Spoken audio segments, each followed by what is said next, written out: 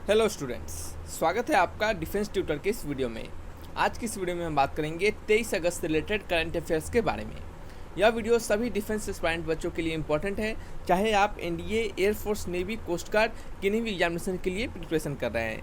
ये वीडियोस आप सभी बच्चों के लिए इंपॉर्टेंट है, तो सभी बच्चे ध्यानपूर्वक एक एक क्वेश्चन को देखिएगा और उस क्वेश्चन को याद कीजिएगा। इस वीडियो के पीडीएफ को डाउनलोड करने के लिए डिस्क्रिप्शन बॉक्स में लिंक दिए गए होंगे, आप उस लिंक पर क्लिक करके पीडीएफ को डाउनलोड कर सकते हैं और साथ ही साथ आप टेलीग्राम चैनल को ज्वाइन कर लीजिएगा। उसके भी लिंक आपको डिस्क्रिप्शन बॉक्स में दिए जाएंगे, वहाँ पे आपको directly PDF link Telegram channel पे प्रोवाइड करवा दिए जाते हैं।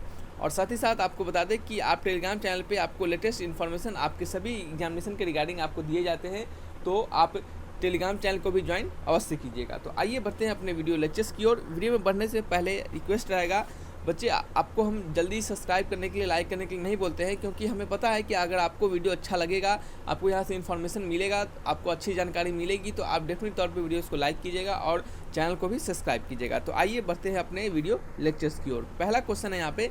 पहला क्वेश्चन में आपको कहा जा रहा है कि बेंगलुरु मेट्रो ने मेट्रो रेल नेटवर्क के विस्तार के लिए किस संगठन के साथ $500 मिलियन यानी 3643 करोड़ ऋण समझौते पर हस्ताक्षर किया है। ठीक है, तो बेंगलुरु ने मेट्रो रेल नेटवर्क के विस्तार के लिए किस संगठन के साथ क्या किया है? $500 मिलियन यानी 3643 करोड़ ऋण समझौते पर हस्ताक्षर किया है। तो ये आपके एडीबी क्या है? एडीबी के साथ, किसके साथ? एडीबी यानी एशियन डेवलपमेंट बैंक के साथ। किस बैंक नेटवर्क के साथ? तो एडीबी नेटवर्क के साथ, यानी एडीबी कहने का मतलब होता है कि एशियन डेवलपमेंट बैंक। तो यहाँ पे हम आपके लिए लिख देते हैं एडीबी का फुल फॉर्म, ताकि आपको यह याद रहे, जब आप इस नोट्स को पढ़िएगा तो आपको अच्छे से समझ में आ पाए। तो यहाँ पे लिखिएगा एशियन, एडीबी का फुल फॉर्म होगा एशियन डेवलपमेंट बैंक। ठीक है, development bank, Asian development bank. ठीक है, एशियन डेवलपमेंट बैंक। ठीक है, तो ये क्या है? एडीबी का फुल फॉर्म में ये एडीबी के साथ इन्होंने क्या किया है? समझौते पर हस्ताक्षर किया है। ठीक है, इसके संगठन के साथ क्या किया है? नेटवर्क के साथ विस्तार करने के लिए बेंगलुरु मेट्रो को उन्होंने क्या किया है? इसके साथ समझौता किया है। ठीक है, तो और आपको बता दें कि इसकी जो स्थापना हुई थी, यानी इस्टेब्लिशमेंट की बात करेंगे, पॉइंट नंबर 2 में लिखिएगा इस्टेब्लिशमेंट। ठीक है, इस्टेब्लिशमेंट की बात करेंगे तो इसका इस्टेब्लिशमेंट कब हुआ था? तो इसका इस्टेब्लिशमेंट हुआ था आपका 19 दिसंबर 1966, 19 दिसंबर 1966। ठीक है, 66। मुख्यालय इसका कहाँ है? इसका मुख्यालय, ठीक है, इसका मुख्यालय कहाँ पे है? तो इसका मुख्यालय है मनीला में। ठीक है, मनीला। ठीक है, मनीला। इसका मुख्यालय कहाँ पे है? मनीला में है। मनीला कहाँ पड़ता है? फिलीपींस में पड़ता है। कहाँ पड़ता है? फिलीपींस में। यहाँ पे लिख देते हैं हम आपके लिए फिलीपींस। ठीक है, फिलीपींस में पड़ता है। ठीक है, तो ये क्या है? आपको एडीबी के रिगार्डिंग कुछ इंपॉर्टेंट इन्फॉर्मेशन है जो कि आपको याद रखने हैं। नेक्स्ट बात करते हैं अपने क्वेश्चन नंबर 2 के बारे में। तो यहाँ पे लिखा गया है कि कौन सी कंपनी हेरून ग्लोबल 500 की सबसे मूल्यवान कंपनी सूची में शीर्ष पर रही है। ठीक है, तो कौन सी कंपनी रही है? तो ये आपकी कंपनी है एप्पल। कौन सी कंपनी? एप्पल, यानी ऑप्शन नंबर बी क्या इसके रिगार्डिंग करेक्ट है। ठीक है, चलिए और बात करेंगे हम नेक्स्ट क्वेश्चन, अपने क्वेश्चन नंबर 3 के बारे में। ठीक है, अगर आप एप्पल कंपनी के बारे में कुछ और जानकारी चाहते हैं तो आपको बता दें कि एप्पल कंपनी की स्थापना 1 अप्रैल 1976 में हुई थी। और एप्पल क्या है? एक अमेरिका का बहुराष्ट्रीय टेक्नोलॉजी कंपनी है। क्या है? एक अमेरिका का ये टेक्नोलॉजी कंपनी है एप्पल। और एप्पल का मुख्यालय है जो कहाँ है? वो अमेरिका में है। और अमेरिका में कहाँ पे? वो कैलिफोर्निया में है। कहाँ पे? कैलिफोर्निया में। तो ये एप्पल के रिगार्डिंग कुछ इंपॉर्टेंट इन्फॉर्मेशन है जो कि आप याद रख सकते हैं। ठीक है, बात करते हैं क्वेश्चन नंबर 3 के बारे में। तो 3 नंबर क्वेश्चन में लिखा गया है कि the stranger in the mirror पुस्तक को किसने लिखा है? तो the stranger in the mirror पुस्तक लिखा गया है राकेश ओम प्रकाश मेहरा के द्वारा, यानी ऑप्शन नंबर सी क्या है इसके रिगार्डिंग करेक्ट है। ठीक है, तो यह पुस्तक किनके द्वारा लिखी गई है?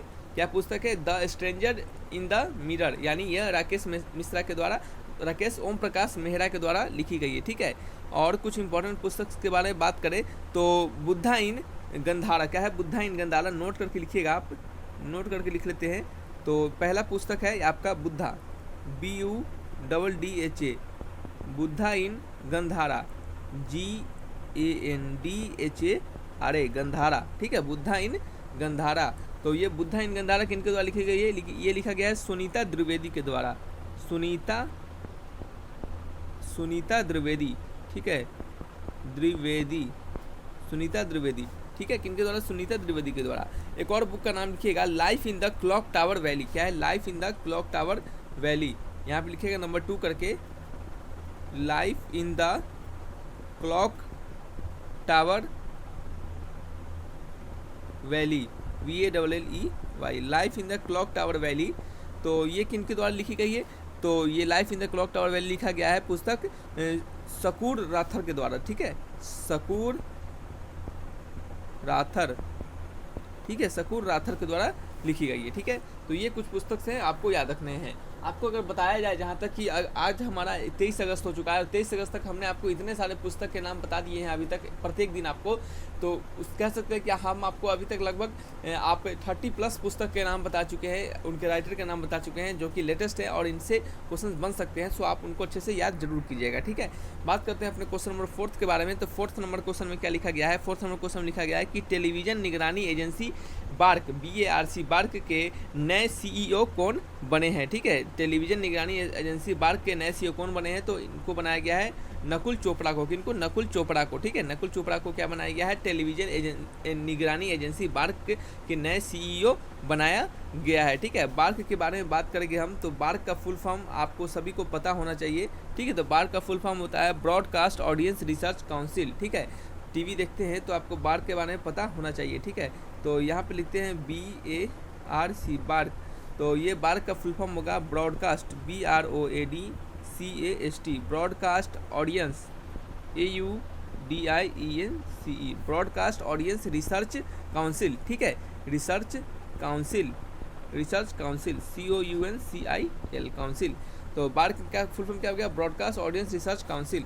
इसका स्थापना कब हुआ था? स्थापना यानी इसकी इस्टेब्लिशमेंट के बारे में बात करेंगे तो ये हुआ था 2010 में। कब? 210 में नहीं, 2010 में, ठीक है, 2010 में हुआ था। इसका मुख्यालय कहाँ है? हेड क्वार्टर, इसका हेड क्वार्टर कहाँ पे है? तो इसका हेड क्वार्टर है आपका मुंबई यानी महाराष्ट्र में, मुंबई में यानी महाराष्ट्र, ठीक है, महाराष्ट्र में, ठीक है। इसके CEO कौन बने हैं? तो इसके CEO बने हैं आपको नकुल चोपड़ा, जो कि हमने अभी आपको तुरंत बता दिया है। 4th पॉइंट में क्या लिखिएगा? 4th पॉइंट में लिख लीजिएगा इसके अध्यक्ष के बारे में, ठीक है। इनके अध्यक्ष कौन बने हैं? तो अध्यक्ष जो है, ठीक है, इनके अध्यक्ष बनाए गए हैं पुनीता गोयनका। क्या है? पुनीता गोयनका, ठीक है, पुनीता गोयनका, ठीक है। ये क्या है? आपको बार्क के रिगार्डिंग कुछ इंपॉर्टेंट इन्फॉर्मेशन है जो कि आपको याद रखना है। और 5वां क्या है? 5वां तो आपको पता है कि इनके CEO किन्हें बनाया गया है? इनके CEO बनाया गया है किनको? आपके नकुल चोपड़ा को, ठीक है। बात करते हैं नेक्स्ट क्वेश्चन नंबर 5th के बारे में। तो 5th नंबर क्वेश्चन में लिखा जा रहा है कि मणिपुर के नए राज्यपाल गवर्नर कौन नियुक्त हुए हैं? मणिपुर यानी नए राज्यपाल, मणिपुर के जो गवर्नर है उनको किन्हें नया नियुक्त किया गया है, ठीक है। तो मणिपाल के जो राज्यपाल यानी गवर्नर आपको ला गणेशन को नियुक्त किया गया है। ऑप्शन नंबर क्या है? ए इज द राइट आंसर, ठीक है।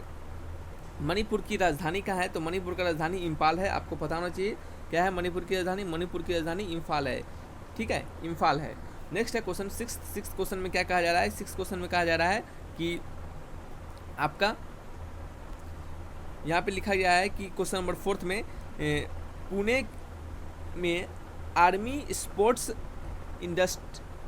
इंस्टीट्यूट के परिसर में एक स्टेडियम का नाम किस टोक्यो ओलंपिक पदक विजेता के नाम पर रखा जाएगा? यानी पुणे में आर्मी स्पोर्ट्स इंस्टीट्यूट के परिसर में, पुणे में आर्मी स्पोर्ट्स इंस्टीट्यूट के परिसर में एक स्टेडियम का नाम किस टोक्यो ओलंपिक पदक विजेता के नाम पर रखा जाएगा? तो ये रखा जाएगा नीरज चोपड़ा के नाम पर। ऑप्शन नंबर बी क्या है? राइट आंसर है, ठीक है। चलिए नेक्स्ट है, आपको नीरज चोपड़ा के बारे में पता होगा। तो नीरज चोपड़ा क्या है? एक टोक्यो ओलंपिक खिलाड़ी है। क्या है? नीरज चोपड़ा ने क्या किया था? टोक्यो ओलंपिक 2020 में क्या किया था? इन्होंने जो अभी टोक्यो ओलंपिक चल रहा था, उन्होंने उसमें क्या किया था? उन्होंने उसमें पदक जीता था। और वो कौन सा पदक जीता था? तो वो आपका स्वर्ण पदक जीता था। अभी हाल ही फिलहाल में उनका न्यूज आया, आपने देखा होगा उनके बारे में। तो उन्होंने क्या जीता था, स्वर्ण पदक जीता था। और किस खेल में जीता था, तो उन्होंने भाला फेंक खेल में जीता था। ठीक है।